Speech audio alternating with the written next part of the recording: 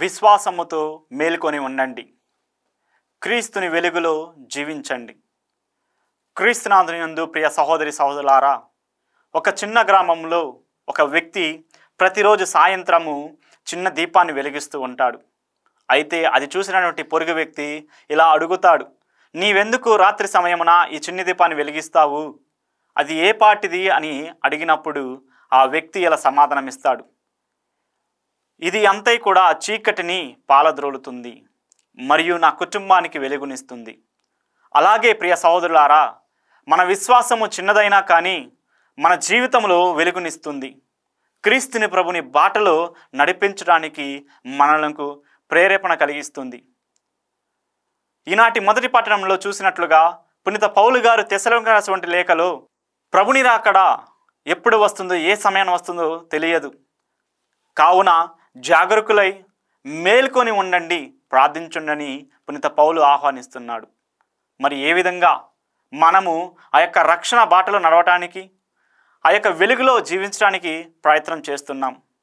మన కష్టాలు, మన నష్టాలు, మన యొక్క భయాలు, ఆందోళన అన్నీ కూడా ప్రభుని పట్ల మనము చూపించినట్లయితే ఆ ప్రభువు మన పట్ల మన జీవితాన్ని మారుస్తాడు.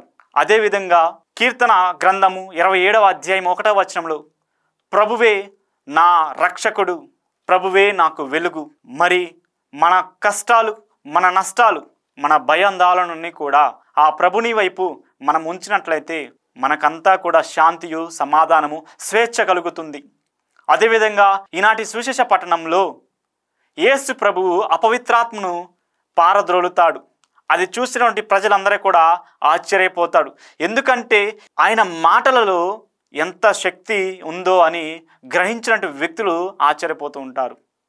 మరి ఆయనకు ఉన్నటువంటి ఆ శక్తిని పొందాలంటే మనం కూడా మన భయాలను, మన యొక్క వ్యాధి బాధలను ప్రభుని వైపు ఉంచుదాం.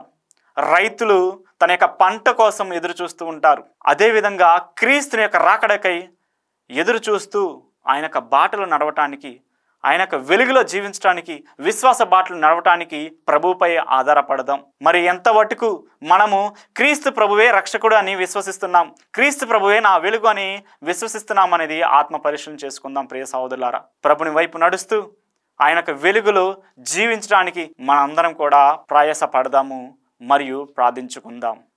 ఆమేన్.